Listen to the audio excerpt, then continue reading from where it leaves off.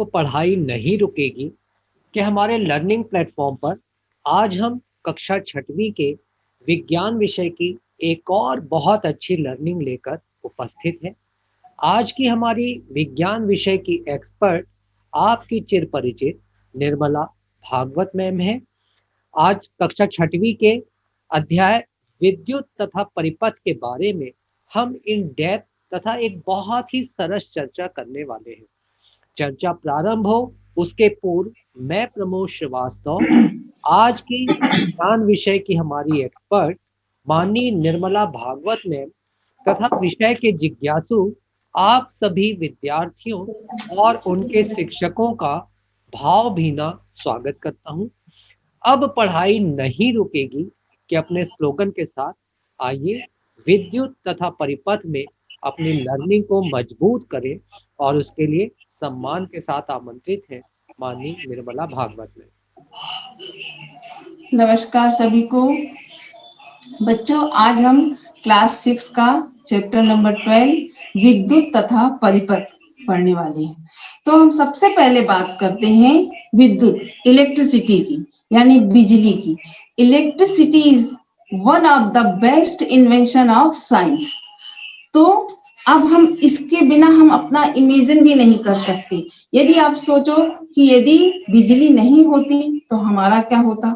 आज के समय में हम बिजली से इतना इतना ज्यादा घिरे हुए हैं कि एक दिन भी यदि लाइट चली जाती है तो हमारे लिए कितना कठिन हो जाता है मैनेज करना, है ना। तो अब हम बात करते हैं यूजेस ऑफ इलेक्ट्रिसिटी की। तो वैसे तो बिजली के बहुत सारे यूज हैं, इसको कि हम काउंट नहीं कर सकते, लेकिन कुछ कॉमन यूज की हम बात करते हैं। जैसे हमारे घर में लाइट से क्या जलता है, बल्ब जलता है। जब अंधेरे में रहते हैं हम तो हमारे को क्या मिलता है, लाइट मिलती है। किससे? बिजली से।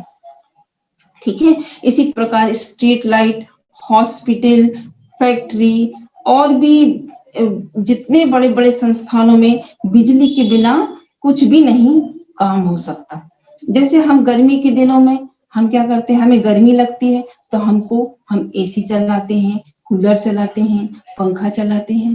किसकी सहायता से? बिजली की सहायता से, है ना। हमारे को जब हमको ठंडा पानी की आवश्यकता पड़ती है तो हम फ्रिज चालू करते हैं। तो फ्रिज कहाँ से, किससे चालू होता है? बिजली से होता है। उसी प्रकार ठंड के दिनों में, आजकल आप अभी ठंड के दिनों में हमको जब ठंड लगती है तो हम क्या करते हैं, हीटर चलाते हैं। गर्म पानी के लिए हम गीजर चलाते हैं। तो ये किसकी मदद से? बिजली की मदद से। और इसी तरह से हमको बिजली के हमारे कितना हमारे जीवन में उपयोग है। तो हमारे किचन में हम देखते हैं, जब हम किचन में देखेंगे तो हमारा मिक्सर ग्राइंडर है, टोस्टर है, माइक्रोवेव ओवन है और एयर फ्रायर है। तो वो भी हमको कहाँ से मिलती है? बिजली से ही हम उसको चला पाते हैं।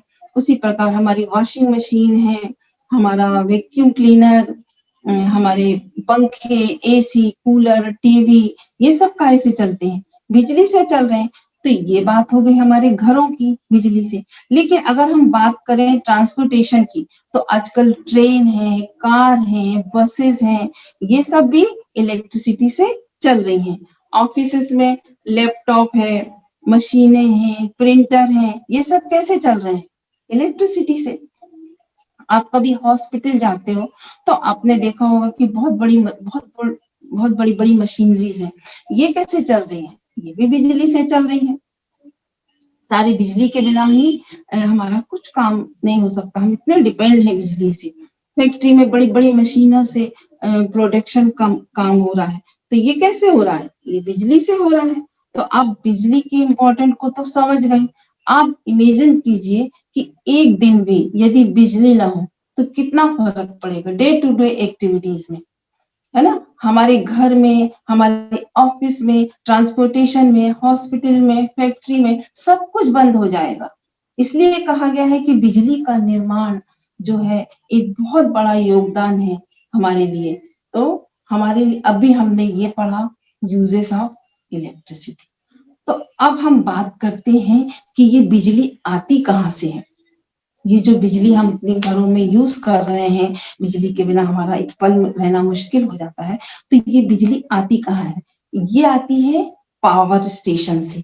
जनरली पावर स्टेशन जो होते हैं वो शहर के बाहर होते हैं, उसको ट्रांसमिट किया जाता है। ये देखिए मैं आपको दिखा रही हूँ, ये है पावर स्टेशन, ये पावर स्टेशन है, और ये जनरली शहर से बाहर होते हैं, वहां से इसको ट्रांसमिट किया जाता है इन पोल के थ्रू। ये पोल है, ये वायर दिख रहे हैं, इनके थ्रू कहाँ आती है? ये देखिए, ये पोल के थ्रू बिजली जो होती है हमारे घरों के सामने, हमारे घर तक आती है, हमारे एरिया तक आती है। एरिया में जो हमारे एरिया में जो पोल रहते हैं, ये पोल हैं, ये देखिए, ये हमारे घर के बाहर तक जो पोल दिख रहे हैं वहां तक ट्रांसमिट किया जाता है। तो ये बिजली पावर स्टेशन से जनरली जो आती है, कहाँ ट्रांसमिट किया जाता है? उनको पोल के थ्रू। और ये जो वायर, जो इसमें बड़े बड़े वायर दिख रहे हैं, उसके द्वारा हमारे एरिया तक पहुंचाया जाता है। और हमारे घर के सामने जो पोल होते हैं, उससे हमारे घरों में बिजली आती है। अब आपके घरों में लगे रहते हैं इस तरह के मीटर, ये इस तरह के मीटर लगे रहते हैं, और इस मीटर में ये सब रिकॉर्ड रखते हैं कि आपने एक महीने में कितनी बिजली यूज की, उसका हिसाब आ जाता है आपके बिल में। अब आप समझ गए होंगे कि कैसे आती है। पावर स्टेशन से बिजली को जनरेट किया जाता है, उसके बाद हमको हमारे एरिया तक इसको पहुंचाया जाता है ट्रांसमिशन लाइन के थ्रू, और फाइनली हमारे घर तक ये प्रत्येक घर को इलेक्ट्रिसिटी पहुंचाई जाती है इस तरह से। इसका एक देखिए, ये है पावर स्टेशन से ये आ गई पोल तक, पोल के ये वायर के थ्रू हमारे घरों तक पहुंच रही।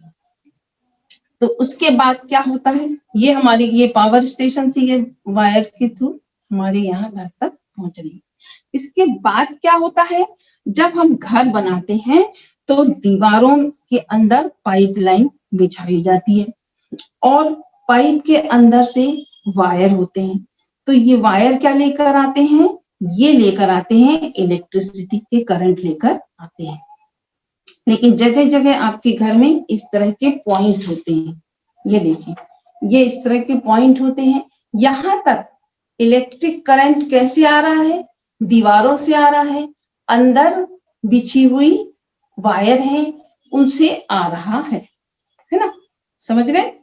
तो ये जो पॉइंट बने होते हैं, करंट यहाँ तक आ रहा है, और दीवारों से यहाँ पे पूरा बिछा हुआ रहता है वायर अंदर। जब हम किसी उपकरण को, ये देखिए, ये प्लग लगा हुआ है, किसी भी उपकरण को हम प्लग लगाते हैं और स्विच बोर्ड पर हम ऑन करते हैं, तो वो उपकरण जो है वो काम करना शुरू कर देता है। ऐसा क्यों? क्योंकि जब आपने इसको कनेक्ट किया, तो इस वायर के थ्रू करंट इसके अंदर आएगा और वो काम करना शुरू कर देगा, है ना? अब हम बात करते हैं पोर्टेबल कुछ इलेक्ट्रॉनिक डिवाइस की।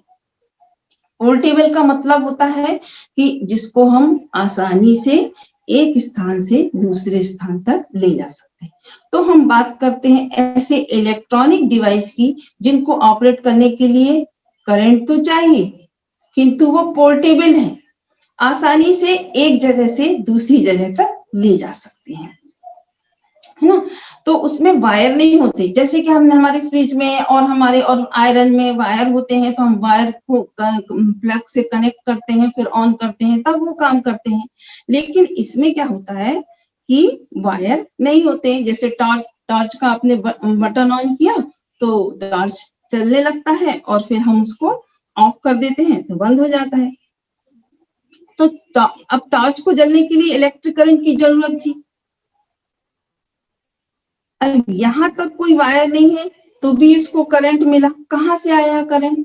इस प्रकार आपकी रिस्ट वॉच देखा होगा आपने, अलार्म घड़ी देखा होगा, आपके कैमरे में भी देखा होगा कि हम टीवी का रिमोट एसी का रिमोट, ये सब कैलकुलेटर, लैपटॉप, मोबाइल, टैबलेट, इन सबको इलेक्ट्रिक करंट कहाँ से मिलता है? तो इन सब सारी चीजों को इलेक्ट्रिक करंट मिल रहा है सेल से और बैटरी से। तो आपकी जो रिमोट है, आपका अलार्म घड़ी है, आपकी वॉल क्लॉक है, आपकी कैलकुलेटर है, इन सारी चीजों में क्या सेल और बैटरी है जिसकी मदद से आप ऑपरेट करते हैं। ये सेल और बैटरी आप इनको प्रोवाइड कर रही है करंट। इसलिए ये डिवाइस को हमने पोर्टेबल कह रहे हैं, हम कहीं भी ले जा रहे हैं और सिर्फ इनको सेल डाला, बैटरी डालना है और इसकी मदद से हम काम कर रहे हैं। अब आपको हमें समझ में आ गया होगा कि अभी तक समझा कि इन्हें करंट कहाँ से आता है, पावर। अभी हमने देखा कि हमको जो हमारे यहाँ जो बिजली आ रही है उसको करंट कहाँ से आता है, पावर हाउस से आता है ना। पावर हाउस से पावर स्टेशन से जनरेट होती है और हमारे वायर के थ्रू हमारे घर के पोल तक पहुंचाया जाता है और पोल से हमारे घर तक आ जाती है बिजली। लेकिन कुछ और ऐसे सोर्स हैं जैसे कि इलेक्ट्रिक करंट के हैं, वो कौन कौन से हैं? सेल है, बैटरी है, इनसे भी हमको इलेक्ट्रिक करंट मिलता है। तो अब हम बात करेंगे इलेक्ट्रिक करंट की, इलेक्ट्रिक सेल की और बैटरी की। तो सब आपको समझ में आ गया होगा कि सेल और बैटरी इन उपकरणों को प्रोवाइड करा रही है इलेक्ट्रिक करंट, और ये इलेक्ट्रिक करंट इन सारे उपकरणों को जो काम करने हैं, हमारी टार्च को जला सक रहे हैं, हमारे कैमरे से हम फोटो खींच सक रहे हैं, रिमोट से हम एसी ऑन कर सकते हैं, ऑफ कर सकते हैं, टीवी चला सकते हैं, रेडियो का काम कर रहे हैं, कैलकुलेटर चला रहे हैं। कैसे? सेल और बैटरी से, जो इन उपकरणों को प्रोवाइड करती है इलेक्ट्रिक करंट। तो चलिए अब हम बात करते हैं इलेक्ट्रिक सेल की के बारे में। इलेक्ट्रिक सेल को हम यूज करते हैं बहुत सारे डिवाइस के ऑपरेट करने के लिए, ठीक है। अब हम इनका यूज देख लेते हैं। हम टॉर्च में यूज करते हैं सेल को, तो बल्ब जलता है। इसके अलावा आपकी घड़ी है, आपकी रिस्ट वॉच है, आपकी अलार्म का रेडियो है, बहुत सारे ऐसे खिलौने भी हैं जो कि सेल के द्वारा चलते हैं। अगर आपने सेल को ध्यान से देखा होगा तो सेल, ये एक सेल है मेरे पास, इसको आपने ध्यान से देखा होगा तो इसका एक सिरे में एक ऐसी टिप होती है, मेटल की टिप होती है, इसको मेटल कैप कहते हैं, और दूसरी तरफ ये ऐसा डिस्क टाइप होता है, ये है ना, मेटल डिस्क होती है। तो इसका एक, ये दो एंड होता है, एक एंड, एक टर्मिनल पॉजिटिव होता है और दूसरा नेगेटिव होता है। इसके सेल में आप ध्यान से देखेंगे तो यहाँ एक जगह प्लस लिखा रहता है और एक जगह नीचे एक इस साइड में माइनस लिखा रहता है। तो एक होता है पॉजिटिव टर्मिनल और दूसरी तरफ जो होता है वो होता है नेगेटिव टर्मिनल। अब देखेंगे इलेक्ट्रिक सेल है वो कैसे इलेक्ट्रिसिटी प्रोवाइड कराता है, ठीक है। इसमें बहुत सारे, इस सेल में बहुत सारे केमिकल स्टोर होते हैं और इसी केमिकल की वजह से केमिकल एनर्जी जो होती है वो कन्वर्ट हो जाती है इलेक्ट्रिकल एनर्जी में। तो सेल हमारे को इलेक्ट्रिक करंट मिलता है, ठीक है। तो इसमें इसको ड्राई सेल भी कहा जाता है। यदि आपसे कोई पूछता है कि इलेक्ट्रिकल सेल से आपको करंट कैसे मिलता है, तो आप कहेंगे कि इसमें कुछ ऐसे रासायनिक पदार्थ स्टोर हैं जो केमिकल एनर्जी को कन्वर्ट कर देते हैं इलेक्ट्रिकल एनर्जी में, ठीक है। तो ये सारे केमिकल जो होते हैं स्टोर होते हैं। जब इसमें से ये केमिकल खत्म हो जाता है तो हमारा उपकरण काम करना बंद कर देता है। तब हम क्या करते हैं कि हम दूसरे सेल को निकाल देते हैं और अब अपने टॉर्च में, रिमोट में और अपने कैलकुलेटर में दूसरा सेल डाल देते हैं। इलेक्ट्रिकल सेल बैटरी को इलेक्ट्रिकल करंट देते हैं। इसी वजह से इन उपकरणों को हम ऑपरेट कर पाते हैं। अब कुछ बातें आपको जाननी है कि एक इलेक्ट्रिकल सेल बहुत कम अमाउंट में इलेक्ट्रिसिटी प्रोड्यूस करता है। एक सेल 1.5 वोल्ट इलेक्ट्रिसिटी प्रोड्यूस करता है। इसलिए ये सेफ है यूज करने में और हमको इसको टच करने में करंट भी नहीं लगता। यदि हम बात करें तो पावर स्टेशन से जो बिजली हमारे घर में आ रही है वो कैसी कितनी होती है, वो 220 वोल्ट की होती है। अब देखेंगे कि बहुत सारे ऐसे डिवाइस होते हैं जिनको काम करने के लिए हायर वोल्टेज की आवश्यकता पड़ती है, कि जिनको हम एक सेल से नहीं चला सकते। तो हमारे टार्च में भी 2 सेल लगते हैं, कभी एक सेल, क्योंकि हमने अभी बताया आपको कि एक सेल में कितनी 1.5 वोल्ट एनर्जी वो इलेक्ट्रिसिटी हमको मिलती है।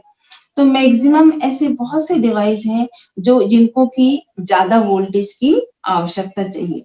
तो काम करने के लिए तो ज्यादा वोल्टेज चाहिए तो हम क्या करेंगे, इसके लिए हम क्या करते हैं, सेल को कनेक्ट कर देते हैं आपस में। जब हम 2 या 2 से ज्यादा सेल को आपस में जोड़ देते हैं तो क्या कहते हैं उसको, बैटरी।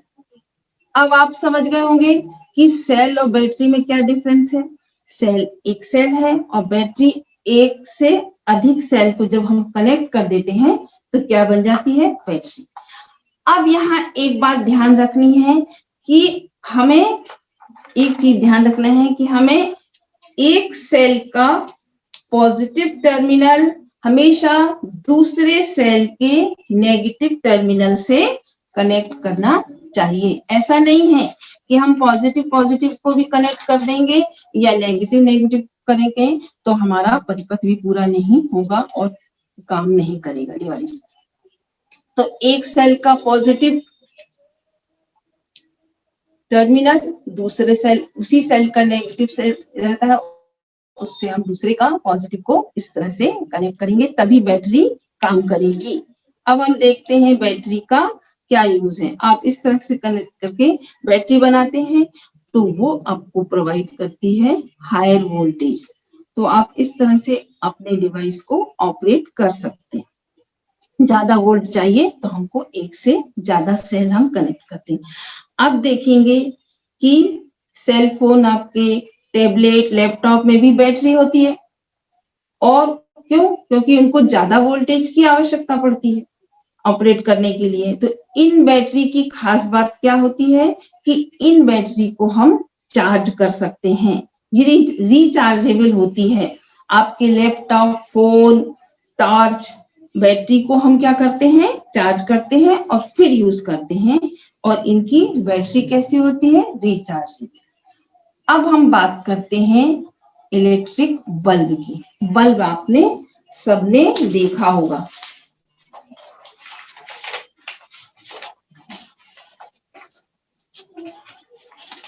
ये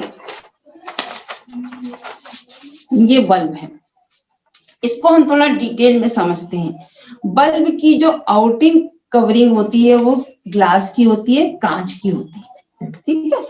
और इसमें जो एक बेस होता है वो होता है मेटल का। ये बल्ब भी मैं दिखा रही हूँ, ये इसकी कवरिंग जो होती है वो कांच की होती है और इसका जो बेस होता है वो होता है मेटल का, ठीक है।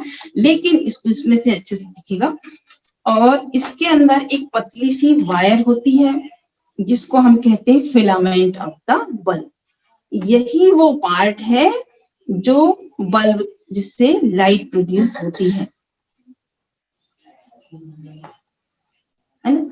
अगर आपसे कोई पूछे कि बल्ब का कौन सा पार्ट हमको लाइट देता है तो हम क्या बोलेंगे, ये फिलामेंट, ये जो जल रहा है ये फिलामेंट जो होता है ये हमको क्या दे रहा है, लाइट प्रोड्यूस करता है। तो ये किस चीज का बना होता है, ये टंगस्टन का बना होता है ना। तो इसमें इलेक्ट्रिक करंट फिलामेंट से पास होगा और फिलामेंट ग्लो करेगा और बल्ब जल जाए। इस फिलामेंट के दोनों तरफ दो, इधर से दो मोटी वायर होती है जो ये इसमें दिखेगा नहीं, इससे दिखेगा आपको। इसमें 2 वायर होती है, इस फिलामेंट से जुड़ी हुई 2 मोटी वायर होती है। एक वायर जो होती है वो जाके जो बेस ऑफ बल्ब है उससे मिलती है और दूसरी जो वायर यहाँ से जाके नीचे जो है मेटल टिप ऑफ बेस, ये जो नीचे का पोर्शन होता है ये इसको बोलते हैं मेटल टिप ऑफ बेस। इधर जुड़ती है, अंदर से इसमें दिखेगा नहीं, लेकिन ये दो वायर होती है, एक वायर यहाँ से जुड़ती है और दूसरी जो होती है वो मेटल टिप बेस से जुड़ती है। तो इसके भी बल्ब के हम इनके दो टर्मिनल कह सकते हैं। इस तरह ये दोनों वायर ऐसे होते हैं कि एक दूसरे को टच ना करें। बल्ब के बारे में एक महत्वपूर्ण बात यह है कि इसमें जो फिलामेंट होता है बल्ब में वही ग्लो करता है। फिलामेंट जो होती है वो दो थिक वायर से कनेक्टेड होती है। एक वायर मिलती है यहाँ बेस बल्ब के नीचे, ये बेस ऑफ बल्ब में, और दूसरी वायर जो होती है मेटल टिप में। ठीक है, तो अब हम ये देख लिया हमने बल्ब के बारे में। अब हम इलेक्ट्रिक सेल से एक बल्ब को जलाकर देखेंगे। ठीक है, तो ये हमारा एक इलेक्ट्रिक सेल है, इसका एक टर्मिनल ये पॉजिटिव टर्मिनल और ये नेगेटिव टर्मिनल। अब हम एक वायर लेंगे, इसके एक टर्मिनल से एक वायर को जोड़ेंगे और दूसरे टर्मिनल से हम दूसरे वायर को कनेक्ट करेंगे। एक पॉजिटिव होता है और एक नेगेटिव होता है। एक पॉजिटिव से एक वायर को कनेक्ट करेंगे और नेगेटिव से एक वायर को कनेक्ट करेंगे। अब हम एक बल्ब लेंगे, बल्ब का भी हमने बताया आपको कि ये है एक बेस ऑफ बल्ब, ये टिप एक टर्मिनल और दूसरा है ये नीचे ये मेटल टिप। तो वायर को हमने दोनों को कनेक्ट करेंगे। अब हम दिखाते हैं, हम आपको कहाँ गया वो,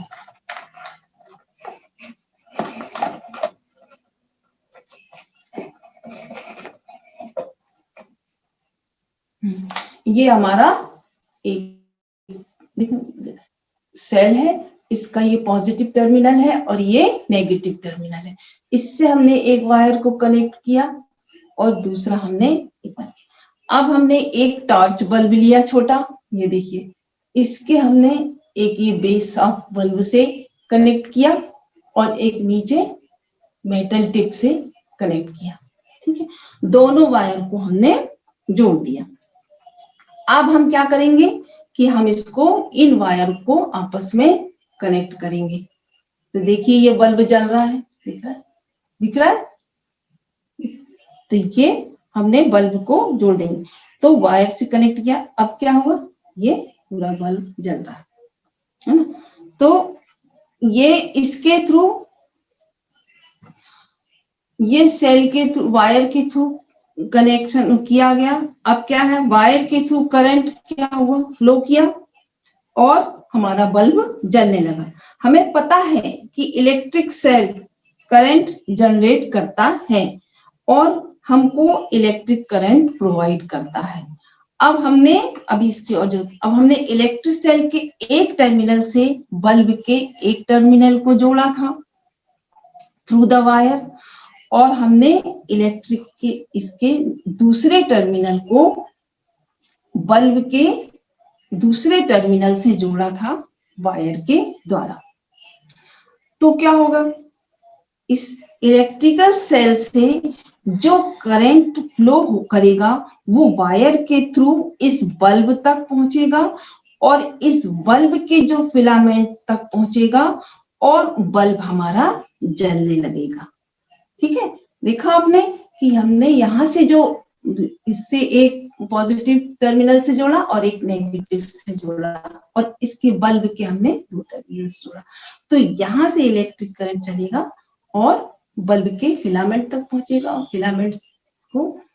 फिलामेंट ग्लो करेगा और हमारा बल्ब जल जाएगा।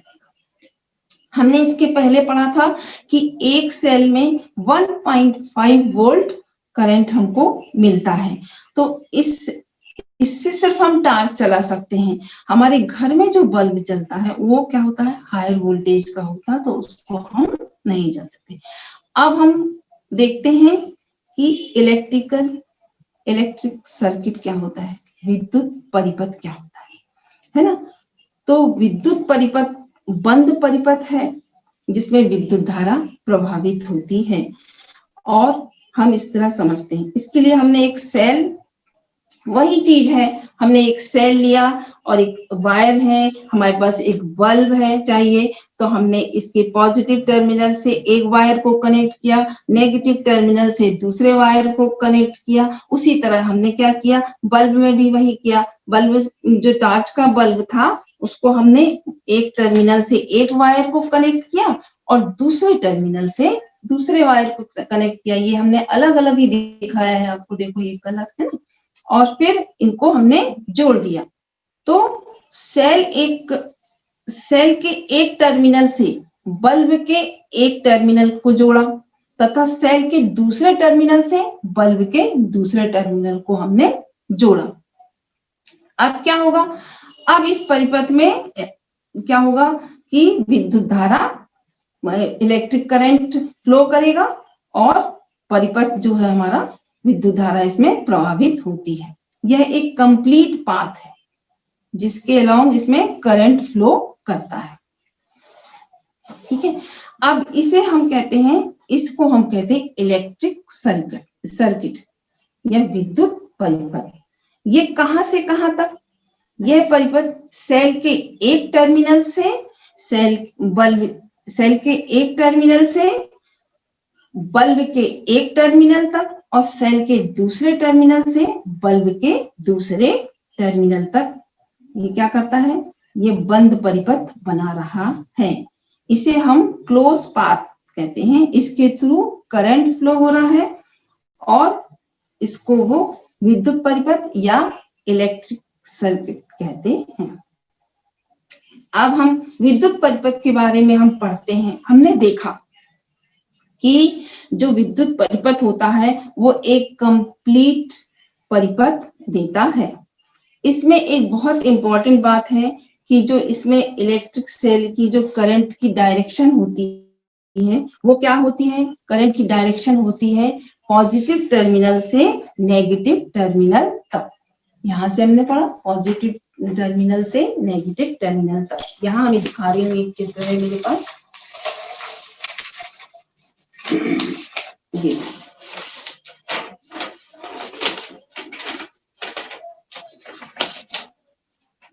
इसमें विद्युत धारा बहती हुई दिखा रही है कि ये पॉजिटिव टर्मिनल से नेगेटिव टर्मिनल तक।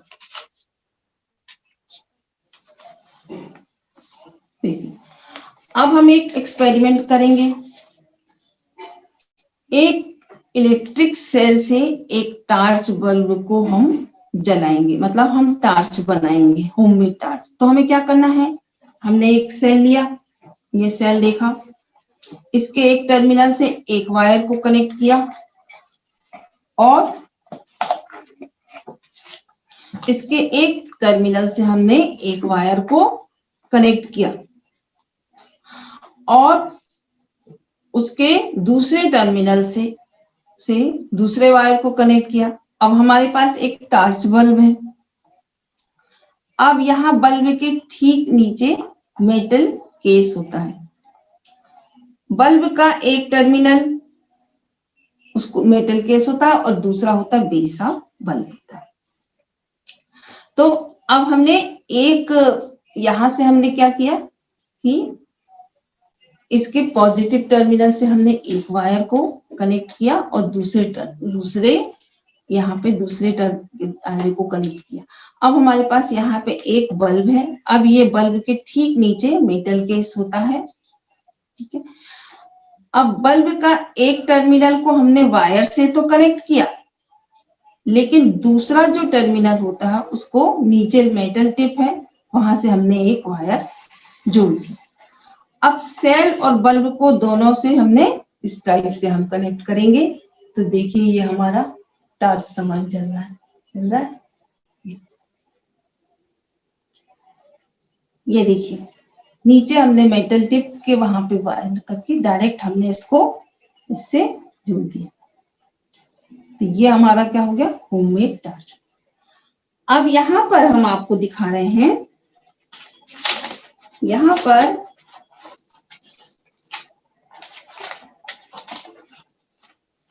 ये इतनी 6 कंडीशन है। यहाँ पे हम 6 अलग अलग तरीके से वायर को जोड़ेंगे और देखेंगे 6 अरेंजमेंट हैं और देखेंगे कि बल्ब जलता है, किसमें बल्ब जलता है और नहीं। पहला अरेंजमेंट तो हमने देखा कि हमने करा कि इसके एक टर्मिनल से एक वायर को जोड़ा, दूसरे टर्मिनल से दूसरे वायर को जोड़ा और बल्ब के एक टर्मिनल से जोड़ा और दूसरे टर्मिनल से, तो बल्ब ग्लो कर रहा है। कंडीशन में क्या है, दूसरी अरेंजमेंट में हमने सेल को, एक बल्ब को एक टर्मिनल से तो कनेक्ट किया और दूसरे टर्मिनल को जो वायर जा रही थी वो बीच में टूटी थी, तो क्या हुआ, परिपथ ब्रेक हो गया, तो हमारा बल्ब नहीं जलेगा। और उसी प्रकार हम तीसरा भी देखेंगे, तो उसमें भी क्या है कि बीच में एक पॉजिटिव टर्मिनल का जो वायर था और बल्ब का जो वायर था उसके बीच में कनेक्शन टूटा हुआ है और तो हमारा बल्ब नहीं जलेगा। चौथे इसमें देखेंगे, यहाँ बल्ब के दोनों टर्मिनल को सेल के एक ही टर्मिनल से कनेक्ट कर दिया है, यहाँ पे भी करंट फ्लो नहीं होगा और बल्ब नहीं जलेगा। देखिए दोनों को इसके एक ही उससे कनेक्ट कर दिया तो वो नहीं जलेगा। अब पांचवा जो है, छठवां, ये इसमें भी हमने क्या किया, हमने एक ही टर्मिनल से दोनों को कनेक्ट कर दिया है, तो वो भी बल्ब नहीं जलेगा क्योंकि उसमें विद्युत परिपथ पूर्ण नहीं हुआ है और उसमें करंट फ्लो नहीं होगा। अब हम देखेंगे ये आखिरी का जो है उसको अरेंजमेंट, पहला और आखिरी वाला, इसमें दोनों में बल्ब ग्लो कर रहा है। पहले अरेंजमेंट में से हमको कंपेयर करना है, यहाँ हमने सेल के एक टर्मिनल से बल्ब के एक टर्मिनल को जोड़ा है और बल्ब के एक टर्मिनल को सेल के दूसरे टर्मिनल से जोड़ा है, तो यहाँ परिपथ पूर्ण हुआ और बल्ब जलेगा। क्योंकि जो आखिरी वाली कंडीशन में उसको हमने इस तरह से जोड़ दिया कि सेल का एक टर्मिनल बल्ब के एक टर्मिनल से जुड़ा है और सेल का जो नेगेटिव टर्मिनल है उससे बल्ब के ऊपरी हिस्से को इस प्रकार से जोड़ दिया। लेकिन धारा तो परिपथ में पूर्ण हो रही है, परिपथ पूर्ण हो रहा है, विद्युत धारा उसमें बह रही है और हमारा बल्ब जलेगा। कैसे? क्योंकि सेल से जो है वो है धारा कनेक्ट होगी, पूरी बढ़ते बढ़ते इधर जाएगी और बल्ब के जो वायर से यहाँ से जाके फिलामेंट तक पहुंचेगी, फिलामेंट ग्लो करेगा और फिलामेंट जोड़ा है सेल के दोनों टर्मिनल, बल्ब जलेगा। किसी भी टर्मिनल से कनेक्ट कर दीजिए, इसमें कोई वो नहीं है। हमारा परिपथ जो है वो पूर्ण होना चाहिए। सेल का एक टर्मिनल बल्ब के एक टर्मिनल से तथा सेल का दूसरा टर्मिनल बल्ब के दूसरे टर्मिनल से ही जोड़ना चाहिए। अब हम इस सर्किट को समझ लिया हमने। अब सर्किट जो होते हैं हमारे दो प्रकार के होते हैं, एक होता बंद परिपथ और दूसरा होता खुला परिपथ। ऐसा सर्किट जहां कोई ब्रेक नहीं होता in the path of current, ऐसे सर्किट को हम बंद परिपथ कहते हैं और इसमें करंट फ्लो करता है, जैसा कि अभी हमने देखा। अब यहाँ पर एक इलेक्ट्रिक करंट के पाथ में यदि ब्रेक है तो ऐसे सर्किट को हम खुला परिपथ कहते हैं और इसमें करंट फ्लो नहीं होता और बल्ब नहीं जलता। अब हम बात करते हैं फ्यूज बल्ब की। यदि आपने बहुत बार ऐसा सुना होगा कि बल्ब फ्यूज हो गया, बल्ब नहीं जल रहा, बल्ब कैसे फ्यूज हो गया, तो हम कहते हैं कि बहुत से रीजन ऐसे हैं जिससे बल्ब फ्यूज हो जाता है। लेकिन इसमें सबसे एक मेन रीजन ये भी है कि जो फिलामेंट है उसमें क्या होता है, फिलामेंट यदि टूट गया है तो बल्ब का नहीं जलेगा और यहाँ से करंट फिलामेंट को मिलेगा। लेकिन अगर फिलामेंट में यदि ब्रेक है, टूटा है, तो आपका बल्ब नहीं जलेगा और आपको लाइट नहीं मिलेगी। हमने पढ़ा था पिछले कि बल्ब का वो पार्ट जो जलता है वो है फिलामेंट ही है। यदि फिलामेंट टूट जाएगा तो करंट का पाथ जो होता है वो ब्रेक हो जाएगा और बल्ब नहीं जलेगा। अब टॉर्च को तो सबने देखा है, जब अंधेरा होता है तो हमें टॉर्च की जरूरत पड़ती है। जब हम टॉर्च का बटन ऑन करते हैं तो टॉर्च जल जाता है और बंद कर देते हैं तो टॉर्च बुझ जाता है। सिंपल एक होममेड टार्च बनाते हैं। इसके लिए एक सेल चाहिए और एक वायर चाहिए और एक बल्ब चाहिए। ठीक है, तो हमने अभी आपको बताया कि एक सेल, एक वायर और एक बल्ब। ये तो सेल के एक टर्मिनल से बल्ब के एक टर्मिनल को हम कनेक्ट करेंगे। और दूसरा स्टेप क्या होना चाहिए था कि हमको जब सर्किट बनाने के लिए कोशिश करते तो हमको दूसरा सर्किट क्या होना चाहिए था कि हम क्या करते हैं, बल्ब के दूसरे टर्मिनल से हम सेल के दूसरे टर्मिनल को जोड़ते। लेकिन हम यहाँ पे क्या करने वाले हैं, टॉर्च के बल्ब को एक टर्मिनल को हम सेल के एक टर्मिनल से जोड़ के हम ये टॉर्च बनाते हैं। ठीक है, अब हमें क्या होगा कि एक ही वायर के थ्रू हमें करंट को फ्लो कर रहे हैं। ऐसे डिवाइस को हमने टच कर दिया तो भी करंट फ्लो करेगा। जैसे भी हम टच कराएंगे बल्ब जलेगा और जिसे हम हटा लेंगे तो बल्ब जो है पाथ ब्रेक हो जाएगा और टॉर्च बंद हो जाएगी। एक सिंपल सी टॉर्च हमने बनाई। अब हम बात करते हैं स्विच की। स्विच ऑन करते हैं, आपने देखा होगा स्विच ऑन करते हैं तो लाइट जल जाती है और स्विच जब बंद करते हैं तो लाइट बंद हो जाती है। तो पंखा भी बंद हो जाता है। ऐसा क्या है स्विच में? इस स्विच में एक अच्छे से समझते हैं। हमको जब हम स्विच को ऑन करते हैं तो इलेक्ट्रिक उपकरण हमारा काम करना शुरू कर देता है और जब हम स्विच को बंद कर देते हैं, ऑफ कर देते हैं तो हमारा उपकरण काम करना बंद कर देता है। एक्चुअली में होता है जब हम स्विच को ऑन करते हैं तो इलेक्ट्रिक सर्किट कंप्लीट हो जाता है और जब सर्किट कंप्लीट हो जाता है तो उसमें से करंट फ्लो करने लगता है और हमारे उपकरण चलने लगते हैं। और जब हम स्विच को ऑफ करते हैं तो हमारा सर्किट जो होता है जो ब्रेक हो जाता है और करंट फ्लो करना बंद कर देता है और हमारा उपकरण बंद हो जाता है। अब स्विच क्या है? एक स्विच जो है एक सिंपल डिवाइस है। या तो ये सर्किट को ब्रेक करता है या सर्किट को ये कंप्लीट करता है।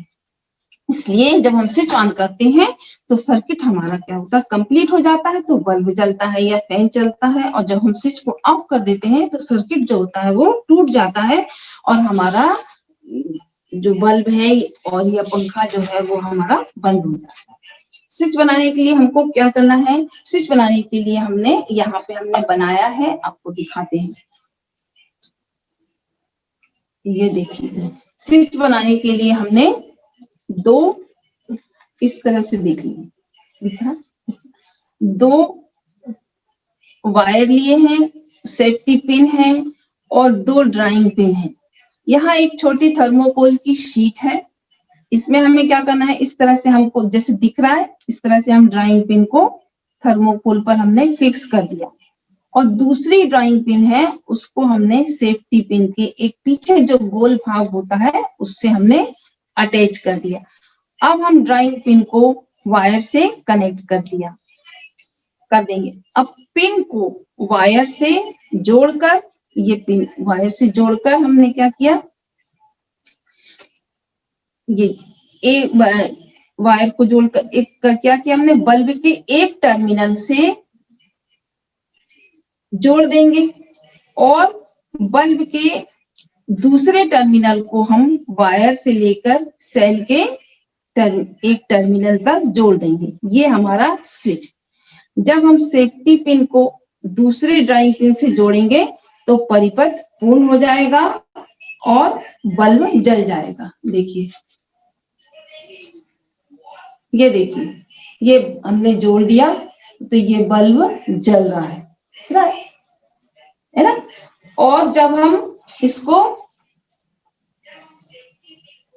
इधर ये बंद कर दें तो ये हमने स्विच ऑन करते हैं। जैसे आप स्विच ऑन करते हो तो आपका डिवाइस जो होता है वो काम करने लगता है। ये देखिए, इसमें सर्किट को हमने ये जो स्विच को ऑन किया तो वो सर्किट को क्या कर देता है, बंद कर देता है और करंट फ्लो होता है।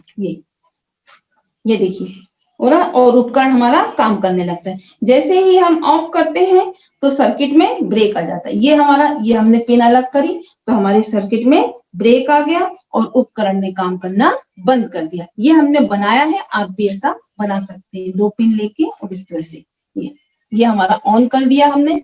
जब हम बटन ऑन करते तो हमारा बल्ब जलने लगता ना, सर्किट पूर्ण हो गया, और सर्किट में ये ब्रेक हो गया तो ये हमारा सर्किट बंद है। इसलिए हमने कहा था कि स्विच एक डिवाइस है, या तो वो सर्किट को ब्रेक करता है या सर्किट को कंप्लीट करता है।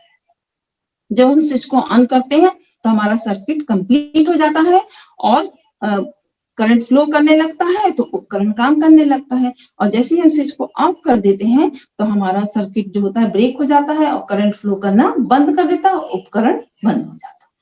अब हमारे देखेंगे कि एक टार्च है, वो कैसे काम करती है। ये जो टार्च का अंदर का भाग है, ये देखिए, ये जो टार्च, ये हमारी टार्च का अंदर का इनसाइड व्यू है, और ये इसमें एक सेल है और ये दूसरा सेल है, ठीक है।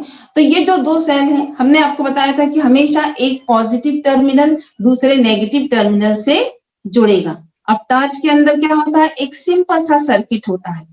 तो जब हम क्या करते हैं कि स्विच को ऑन करते हैं तो वो क्या होता है, सर्किट कंप्लीट हो जाता है और बल्ब जलने लगता है। यहाँ से देखिए, यहाँ से एक सर्किट है और यहाँ पर एक स्लाइडर जो हमारा स्विच होता है। जब हम उसको ऑन करते हैं तो ये सर्किट जो होता है पूरा कंप्लीट हो जाता है और बल्ब हमारा जलने लगता है, टार्च हमारा जल जाता है।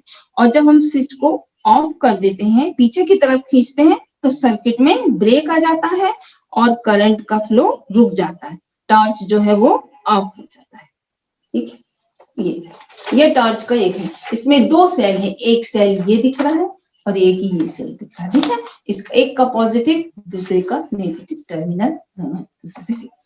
अब हम बात करते हैं विद्युत चालक की और विद्युत रोधक की, ठीक है। तो विद्युत चालक वो होते हैं जो विद्युत को अपने में से, विद्युत धारा को अपने में से प्रभावित होने देते हैं। जैसे धातु, तांबा, पीतल, लोहा, एल्युमिनियम, ये ग्रेफाइट, धातुओं में ग्रेफाइट भी है जो कि विद्युत का चालक है, और पानी भी, और हमारा शरीर भी है चालक है।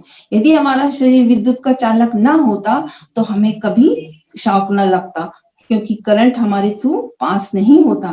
क्योंकि हमारी बॉडी भी जो है वो विद्युत की चालक है, तभी हम वायर को टच करते हैं और हमें शॉक लग जाता है। और विद्युत रोधक क्या होते हैं, ऐसे मटेरियल होते हैं जिनके थ्रू इलेक्ट्रिक करंट पास नहीं करता, rubber, plastic, glass, air, cotton, jute आदि, ठीक है। ये अब हम थोड़ा सा ये देखते हैं, ये देखिए, यहाँ हमने एक सर्किट बनाया है। पहले चित्र में ब्रेक है, ये देखिए, ये पहले चित्र में ब्रेक है सर्किट में, और दोनों वायर के बीच में हमने एक चाबी लगा दी। अब क्या हुआ कि बल्ब देखिए, बल्ब जो है जलने लगा। इसका मतलब ये हुआ कि चाबी एक मेटल से थी, ये चालक है, विद्युत की कंडक्टर है, इसमें इलेक्ट्रिक थ्रू करंट पास हुआ और बल्ब जल जाता है, ठीक है। और यहाँ पे जो था ये ब्रेक था। दूसरा ये है, ये हमारे पास वायर है। ये जो वायर हैं आपने देखे होंगे, बिजली के वायर हैं। ये ऊपर से प्लास्टिक की कवरिंग है, देखी होगी, अलग अलग कलर की है, इसलिए कि ये वायर को हम टच कर लें तो हमको करंट ना लगे, क्योंकि ये प्लास्टिक जो होता है विद्युत रोधी है, वो अपने में से करंट को पास नहीं होने देता। तो अंदर जो वायर होती है, आप उसको टच करेंगे तो उसको जरूर करंट लेगा, क्योंकि ये बनी होती है कॉपर की। कॉपर क्या है, विद्युत का चालक है। ये आपने देखा होगा ना, कलरफुल वायर होती है, ठीक है। तो बच्चों, एक चीज हम और बताना चाहते हैं आपको कि जो आपके लिए बहुत जरूरी है। कहीं भी हम लास्ट में देखेंगे, हम थोड़ा सा शॉक के बारे में देख लेते हैं। ये देखिए, आपने बहुत से ऐसे चित्र देखे होंगे, इसमें बहुत इलेक्ट्रिक जो है वो बहुत डेंजरस है। यदि आपने इलेक्ट्रिक के उसमें कभी भी असावधानी दिखाई तो कोई भी इलेक्ट्रिक का काम करने में तो आपको शॉक लग सकता है और बड़ी दुर्घटना हो सकती है। इसलिए पोल पर इस तरह का आपने चिन्ह देखा होगा, तो इसका है, इसका मतलब होता है खतरा, ताकि आप उसको टच ना करें, उसमें हाई वोल्टेज करंट होता है, इसलिए इसको कभी टच ना करें, क्योंकि हमको शॉक लग सकता है और हम क्या हो सकते हैं, घायल हो सकते हैं। इसलिए इस चित्र को आप हमेशा ध्यान दीजिए, आप छोटे हैं तो ध्यान रखना, इसके लिए मैंने आपको ये दिखाया। तो आपको तो समझ में आ गया होगा बहुत कुछ चीजें जो इस पार्ट में है। ये तो बेसिक था, आपको मुझे लगता है कि अच्छे से समझ में आ गया होगा। और आगे हम आपको फिर उपस्थित होंगे एक नए लेसन के साथ, एक इंटरेस्टिंग टॉपिक के साथ। नमस्ते।